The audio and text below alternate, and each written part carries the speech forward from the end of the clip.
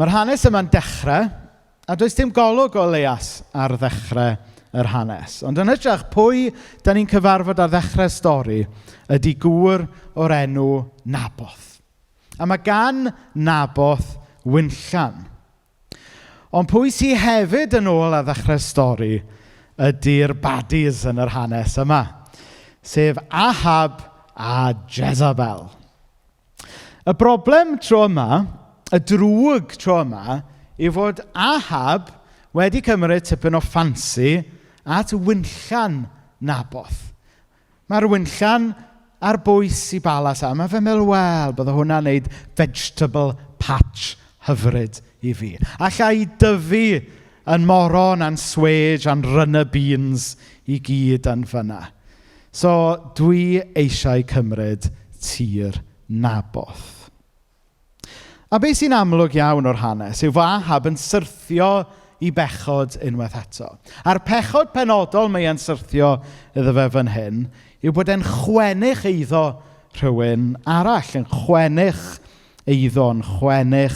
Gwynllan Naboth. Nawr, ar un olwg, mae e fel bod Ahab yn neud cynnig teg i Naboth. Mae e'n cynnig i brynu fe am bris teg, neu mae e'n cynnig Gwynllan wahanol iddo fe sydd falle'n well na'i Gwynllan bresennol e. Ond y peth ydy, nid cynnig da gan ŵr busnes sydd yma.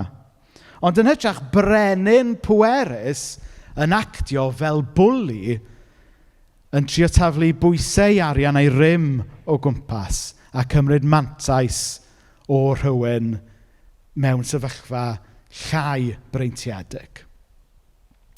Nawr, dwi'n gwybod faint ohonoch chi sydd wedi gweld ffilm Y Godfather. Mae'n cael ei ystyried yn un o'r clasuron. Ac yn y ffilm Godfather, y ffilm cyntaf, mae Vito Corleone yn ceisio gwneud deals a bargeinion efo dynion busnes eraill New York ar y pryd. Ac mewn un golygfa, mae un o'i henchmen yn dod nôl ar ôl wneud cynnig i ddyn busnes. A mae'n dweud wrth Vito Corleone bod y gŵr busnes arall wedi gwrthod i gynnig e. A wedyn mae'r Godfather yn dweud yn trynu ar ei sigar. Well, make him an offer he can't refuse. A wedyn nes ymlaen yn y ffilm, chi'n ffeindio mas be mae make him an offer he can't refuse yn ei olygu. Sef gwneud cynnig gyda gwn at ei ben. A da ni'n chwerthin, ond dyna sy'n digwydd fan hyn. Nid cynnig teg gan ŵr busnes teg, sydd fan hyn gan Ahab, ond dyn pwerus yn actio fel bwli i drio cael ei ffordd ei hun. Bod cynnig Ahab ar yr olwg gyntaf i weld yn gynnig da, beth yw mewn gwirionedd yw cynnig he can't refuse. Mae Naboth yn gwrthod y cynnig. Ac ar rywydd mae fe'n ymddangos yn benderfyniad twp hirt gan Naboth. Pam fydde fe'n gwrthod cynnig mor dda? Tase ni'n cael cynnig tebyg, mae'n siŵr bydden ni'n ei dderbyn e. Tase ni'n cael cynnig Gwynllan well, tase ni'n cael cynnig unrhyw Gwynllan fydden ni yn ei dderbyn e. Ond hynny, tase chi'n cael cynnig gardd well na'ch gardd chi, neu tase chi'n cael cynnig arian da iawn am eich gardd, wel, yr hyn sy'n reddfol, bydde derbyn y cynnig. Ond mae Naboth yn gwrthod y cynnig. A mae'n gwrthod y cynnig achos bod aros yn ffyddlon i Dduw yn bwysicach iddo fe na derbyn cynnig busnes da. Achos oedd Naboth yn ddyn diwiol. Oedd Naboth yn gwybod y gair. Oedd e'n gwybod am y deddfe Iddewig o llyfr y Leviticus. Oedd e'n sôn am sut oedd pobl yr arglwydd fod trin a delio gyda eiddo. Oedd e'n ymwybodol fod Duw wedi rhoi darn o dir i bob chwyth, a bob chwyth yn rhoi darn o dir i bob teulu, a bod y teulu fod trin a thrafod a bod yn stiwardiaid ar y darn yna o dir. Hynny yw, nid tir Naboth oedd e i werthu yn y lle cyntaf, ond yn hytrach Duw oedd bia y Gwynllan, a dim ond stiward a ran yr arglwydd oedd Naboth. Oedd Naboth yn ffyddlon i'r arglwydd. Oedd e'n ymwybodol mai etifeddiaeth oedd Duw wedi rhoi iddo fe a'i deulu oedd hwn, ac nid commodity i'w werthu. Mae'r Rhys Llwyd, awdur llyfr enfawr o'r enw The Mission of God. Mae'n lyfr fel hyn. Dwi'n gwybod mae Magin yn gwybod pwy yw Rhys Llwyd. Rhys Llwyd yn dweud am yr hanes yma. The Israelites had no ultimate title to the land. It was owned by God. Yahweh was the supreme landlord. Ond oedd Ahab yn wahanol i Naboth. Oedd Ahab yn be fydden ni'n galw heddiw yn rhyw fath o hyper neoliberal capitalist oedd just eisiau gwneud trin a trafod, gwerthu tir, exploitio tir, cael y mwyaf o arian allan o dir. Ond oedd Ahab yn dweud na. Nid rhywbeth i gael ei exploitio ydy tir. Nid rhywbeth i werthu am y pris ucha ydy tir. Ond rhywbeth i'w stiwardio yn ffyddlon o flaen Duw a creawdwr y greadigaeth. Ond oedd Ahab, oedd gan fy ddim ymwybyddiaeth o air Duw. Oedd e wedi gadael i bechod, i arian, i eiddo, i beth oedd yn iawn iddo fe, fynd yn gen dros i lygad e.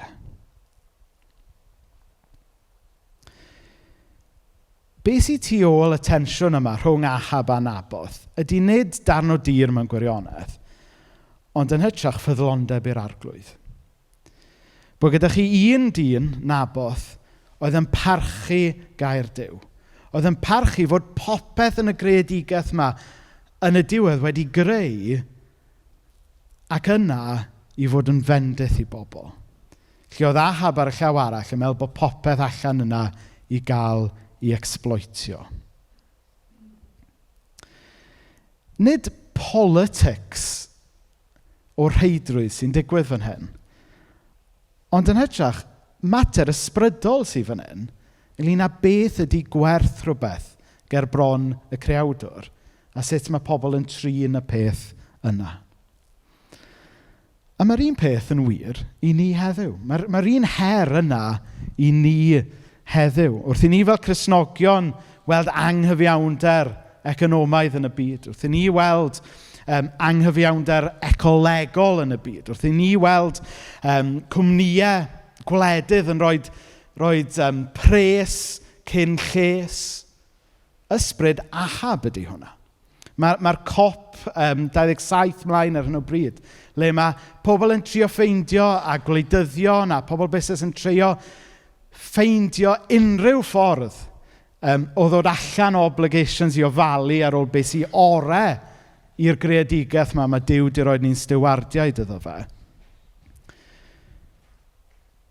Mae yna sialens yn does i ni fel Cristnogion a fel eglwys ofyn yn dydd ni ydyn ni'n sefyll efo Ahab pan mae'n dod i gwestiynau fel hyn, neu ydyn ni'n mynd i fod yn ffyddlon fel Naboth a dweud na.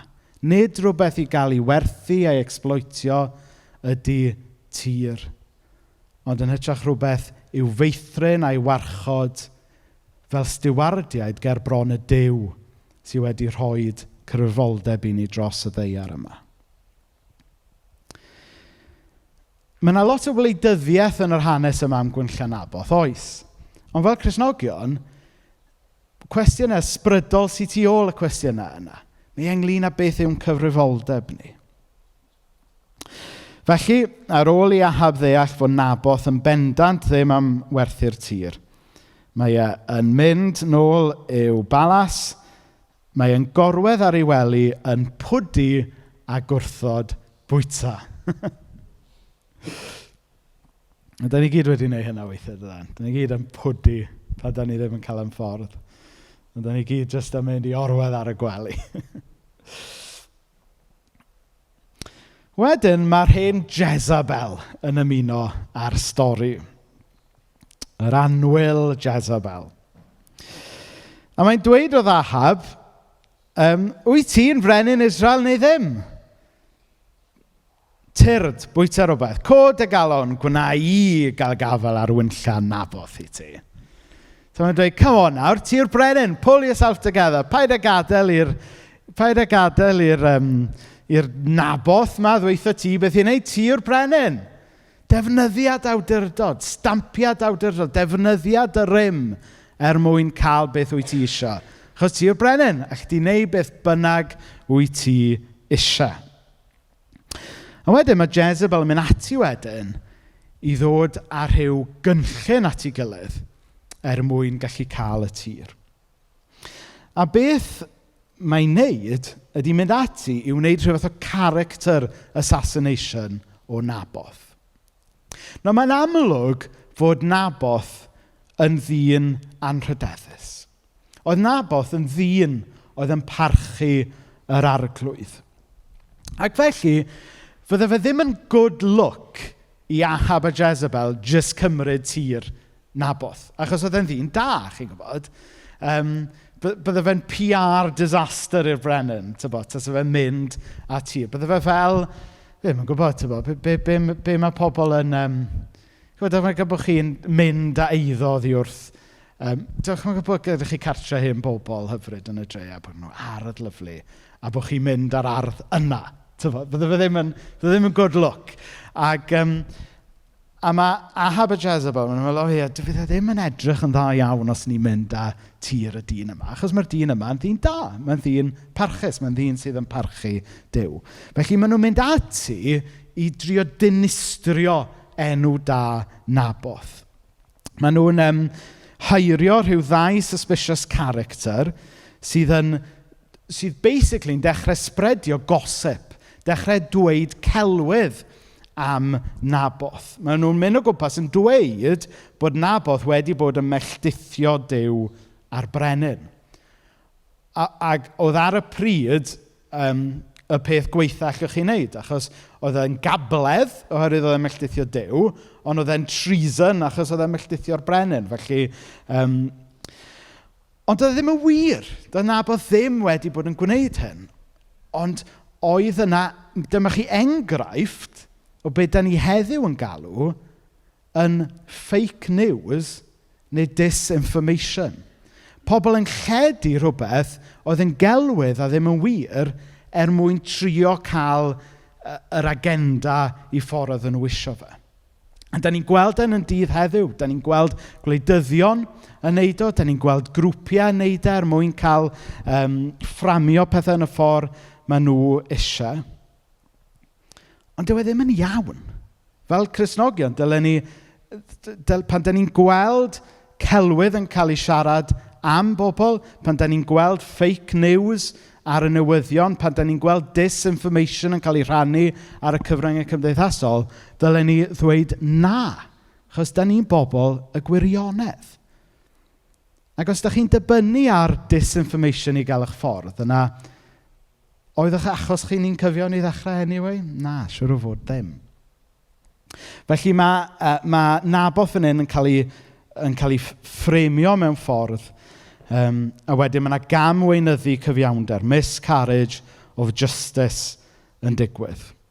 A mae Naboth yn cael ei lusgo allan o'r ddinas ac yn cael ei ladd. A mae hwn yn enghraifft drist iawn o rywbeth sy'n ailadrodd ei hun trwy hanes, sef achosion o miscarriage of justice. Mae'n digwydd, mae yna sawl achos ohono fe yn y Beibl ei hun. Da ni gyd, pan o'n i'n ysgol, wedi darllen nofelau fel To Kill a Mockingbird, oedd yn rhoi darlun o'r miscarriage of justices oedd yn digwydd. Da ni gyd yn ymwybodol o achosion blaenllaw fel achos George Floyd yn America rai blynyddoedd yn ôl. Ac dyma sy'n digwydd mewn byd wedi syrthio. Mewn byd sy'n llawn pechod, mae yna anghyfiawnder yn digwydd lle. A mae hyd yn oed anghyfiawnder yn cymryd lle mewn trefn cyfreithiol weithiau. A dyma'r yw reality y byd pechadurus, y byd syrthiedig da ni'n byw ynddo fe. Ond jyst eich bod e'n reality, dyw e ddim yn golygu na ddylen ni fel Cristnogion sefyll lan a siarad allan pan da ni'n gweld y miscarriages of justice yma yn cymryd lle yn ein dydd ni heddiw fel nath y ddigwydd i Naboth. Nawr, beth sy'n drawiadol am yr anghyfiawnder sy'n cymryd lle i Naboth fan hyn yw nid yn gymaint drygioni Ahab a Jezebel, achos o'n i'n barod yn gwybod bod nhw yn bobl drwg, ydodd hyn, o'n i'n barod yn gwybod bod nhw'n bobl drygionus. Ond beth sy'n drist ydy ydy parodrwydd henuried a pobl bwysig y dref i fynd efo Ahab a Jezebel. Yr enablers, os hoffech chi. Oedd gan pobl bwysig y dref gyfle yn doedd i wneud y peth cywir, sef i wrthwynebu cynllun Ahab a Jezebel, ac i sefyll lan dros Naboth. Ond na, be maen nhw'n wneud? Maen nhw'n cael eu tynnu mewn i'r pydredd ac i'r llygredigeth yma. A mae yna ddyfyniad enwog sy'n cael i ddeillio i Thomas Burke, mae'n siŵr mai ddim fe oedd e, sy'n dweud, the only thing necessary for the triumph of evil is for good men to do nothing. A mae good men yn do nothing yn yr hanes yma. Mae'n siŵr fod pobl bwysig y dre wedi mynd efo cynllun Ahab. Pam? Achos bod nhw eisiau cadw i swyddi falle. Achos bod nhw eisiau cadw i harian, eisiau cadw i statws. Achos weithiau mae sefyll lan dros y gwir yn golygu peryglu'ch swydd. Yn golygu colli arian, colli statws, colli dylanwad. Nawr mae'r Beibl yn dweutho ni mewn rhai llefydd y dylen ni barchu awdurdodau, dylen ni weddio dros yn arweinwyr gwleidyddol.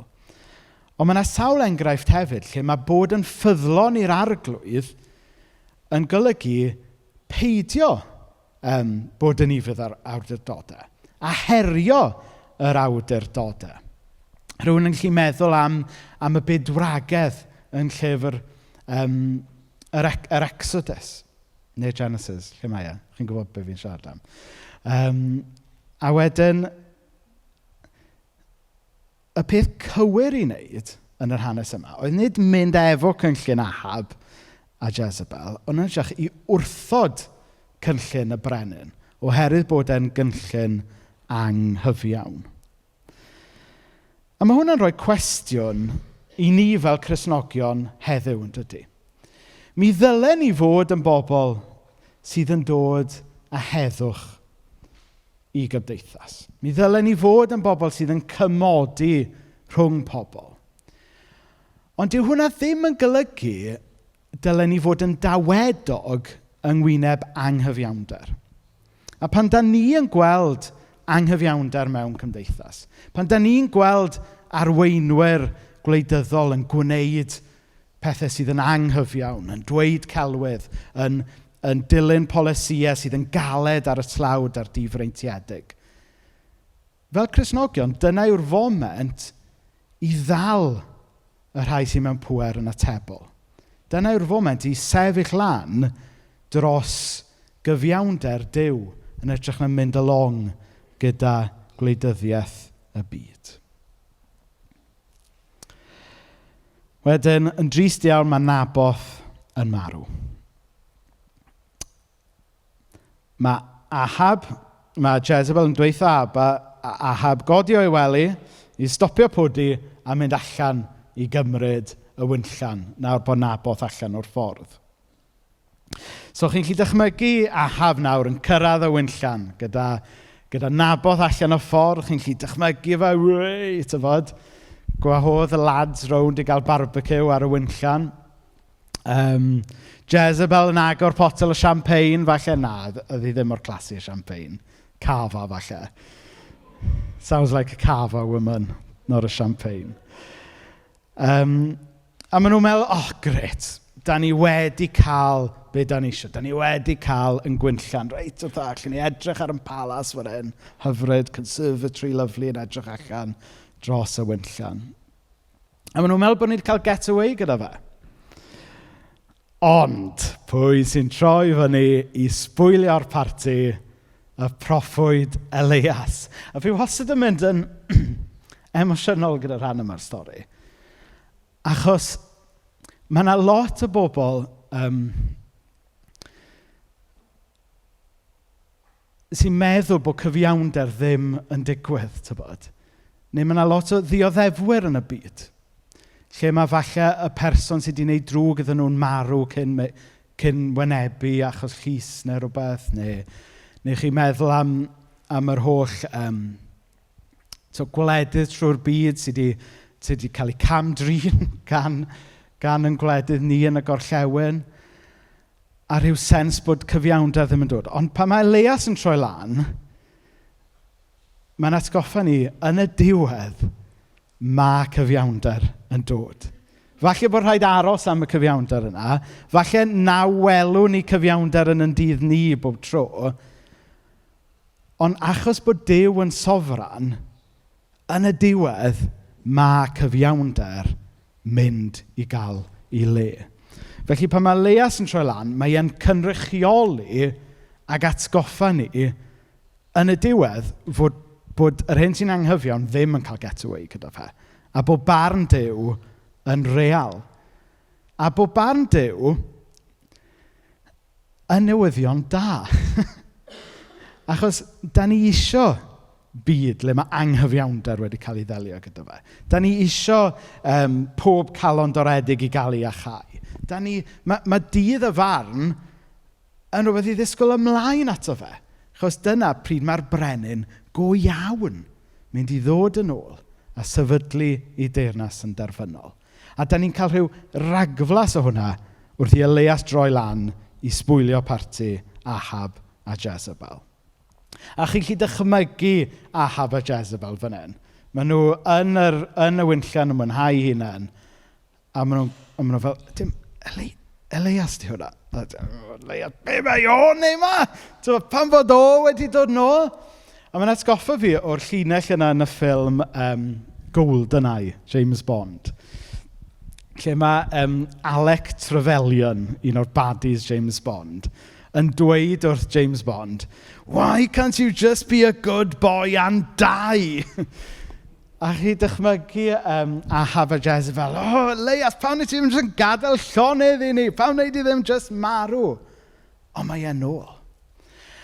A'r rheswm pam bod e yn ôl, a sut mae hwn yn mynd gymaint ar nerfau Ahab, yw oherwydd, yn wreiddiol, cofiwch, oedd Ahab yn un o bobl yr arglwydd. Oedd e jyst i cochi ffordd. Oedd e wedi dod dan ddylanwad drwg. Oedd e wedi cochi golwg o air yr arglwydd. Ac felly, wrth weld Elias, oedd Elias yn actio bron fel cydwybod iddo fe. Oedd gweld Elias yn neud iddo fe deimlo yn euog. Achos dydy pobl balch fel oedd Ahab, a dwi weithiau fel da ni gyd weithiau, da ni ddim eisiau wynebu gair Duw bob tro, na dan. Achos mae gair Duw yn oleuni mewn i tywyllwch yn meddyliau'n calonau ni weithiau. Dwi'n cofio un o'r storis oedd y diweddar Tom Jones yn adrodd yn aml yn y Seiat ar nos Fawrth, a bydd rhai ohonoch chi'n cofio hyn. Oedd cyn i Tom, oedd Tom, fel mae rhan fwyaf ohonoch chi'n gwybod, oedd Tom yn aelod yma ath i'r gogoniant rhyw 2 neu blwyddyn, 2 flynedd yn ôl erbyn hyn, rhywun yn colli trac o amser gyda'r pandemig wedi bod. Ac oedd Tom yn recovering alcoholic, gath drwedigaeth hyfryd a gwirthiol ac yn Gristion arbennig a hyfryd iawn. A oedd ei stori fan anhygoel. Ac un o'r storis oedd yn aml yn dweud oedd cyn iddo fe ddod yn Gristion, pan oedd e'n cerdded trwy Gaernarfon, ac os oedd e'n gweld y parchedig Ioan Davies yn cerdded lawr y stryd, bydde fe'n trio osgoi Ioan. Neu os bydde fe'n gweld Ioan yn cerdded ffordd, bydde fe'n esgus bod angen mewn ffordd hyn. Oedd e'n trio osgoi Ioan. Ond oedd e ddim yn trio osgoi Ioan oedd hen weinidog Caersalem, by the way. Ac nath ffonio fi wythnos diwethaf gyda llaw ac yn cofio ato chi. Ond be bynnag. Ond oedd e'n dweud, y rheswm oedd e'n osgoi Ioan, oedd nid achos bod e'n osgoi Ioan, ond oedd e eisiau osgoi be oedd Ioan yn cynrychioli, ynddo fe. Sef gair Duw, tybod. A weithiau, dyna mae Ahab yn neud fan hyn. Dyw e ddim eisiau gweld Elias, achos oedd e'n gwybod bod Elias yn dod â gair Duw. Oedd e'n dod â goleuni lle oedd e wedi meddwi mewn drygion ni.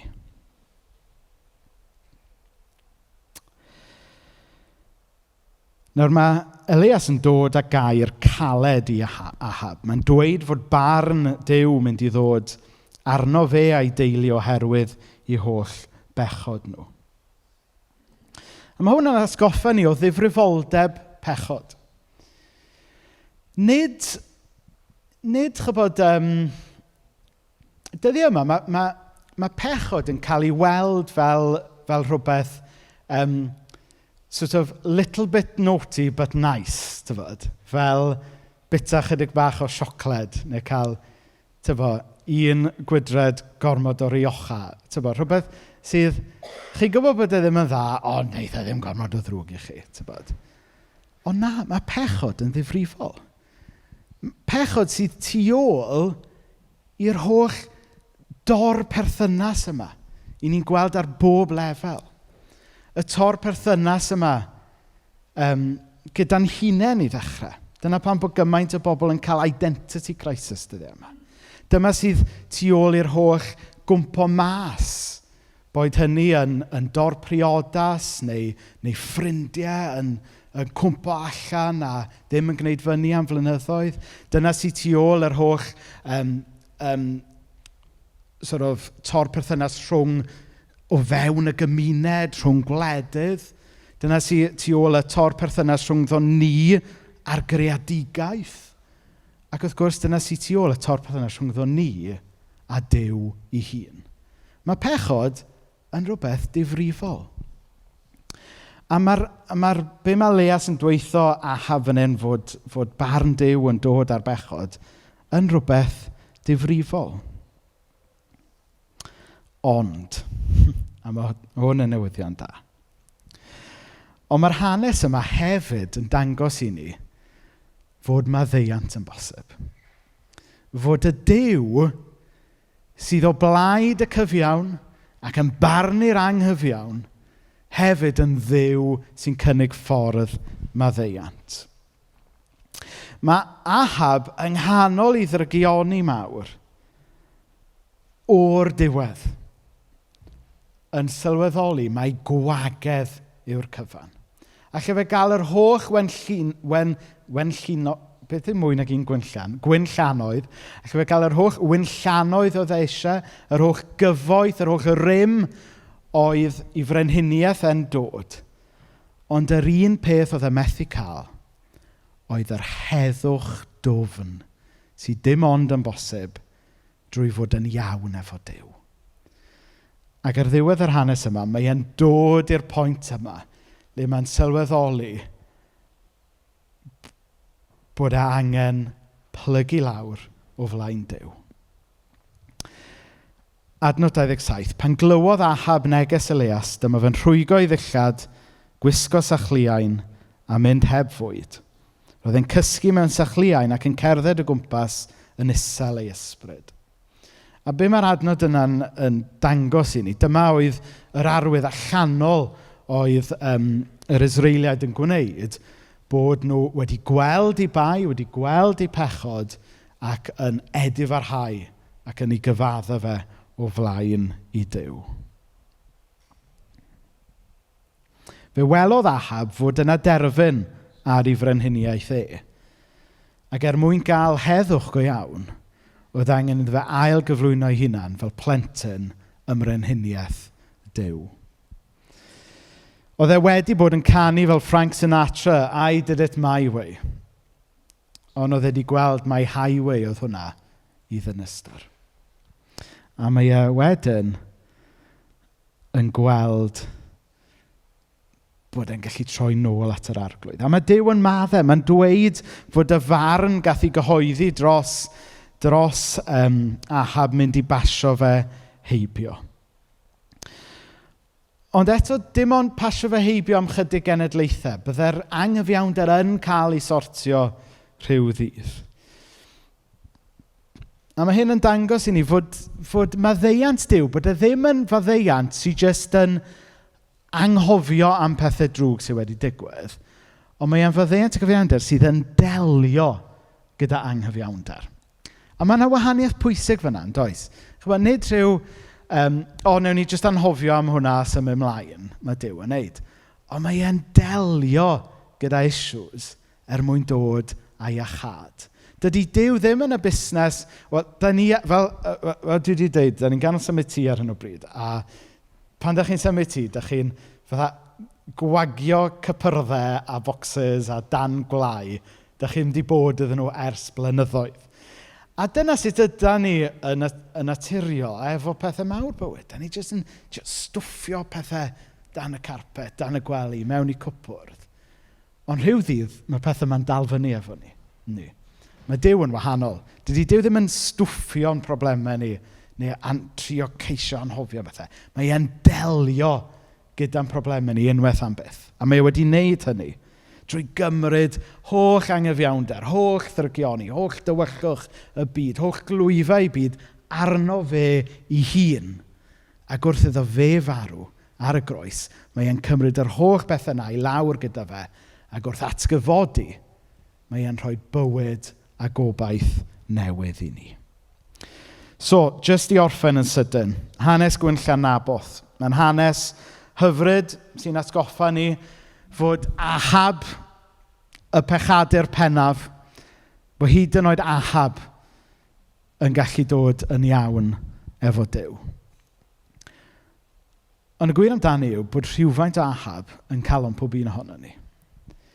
So mae'n bwysig bod ni hefyd yn cymryd y cam yna o gyflwyno'n hunain i'r arglwydd.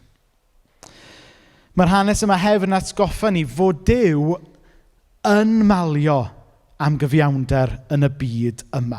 Mae pobl yn dweud weithiau bod ni Gristnogion so heavenly minded to be of no earthly use.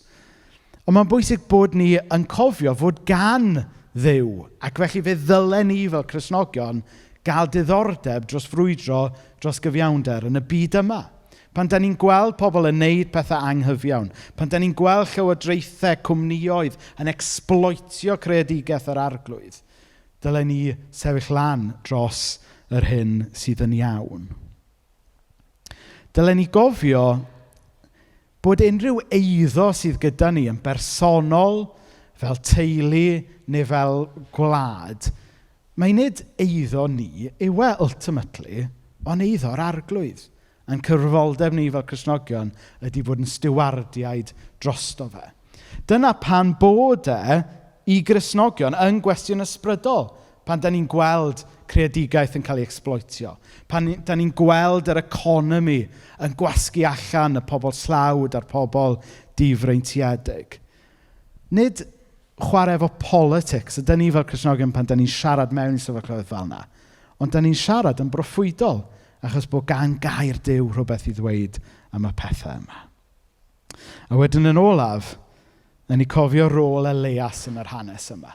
Mae Elias yn sefyll yna a rywydd fel rhywun awkward yn dydd Ahab a Jezebel.